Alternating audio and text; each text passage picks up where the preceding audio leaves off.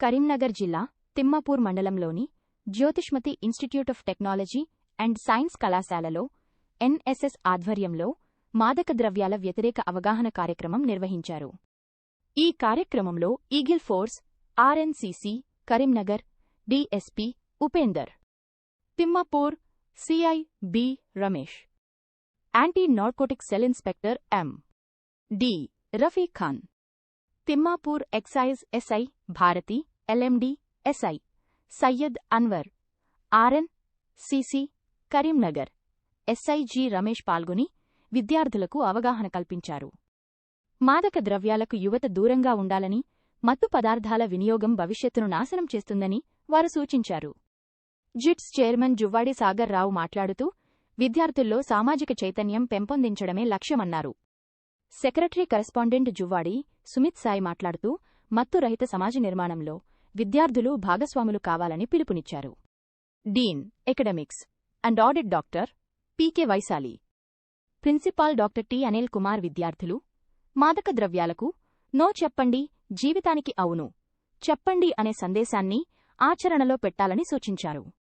ఈ కార్యక్రమంలో ఆర్ఎన్సిసి కరీంనగర్ సిబ్బంది, ఎక్సైజ్ సిబ్బంది, ఎల్ఎండి, పోలీస్ సిబ్బంది, NSS programme officer doctor P Praneetha, అధ్యాపకులు, బోధనేతర సిబ్బంది, విద్యార్థులు పాల్గొన్నారు.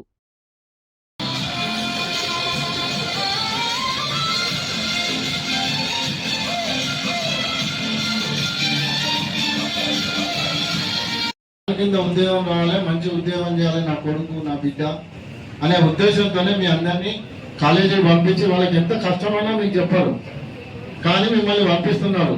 ప్రైవేట్ హాస్టల్స్ లో ఉంచుతున్నారు, మంచిగా చదువుకోవాలని మిమ్మల్ని ఇక్కడికి పంపించింది.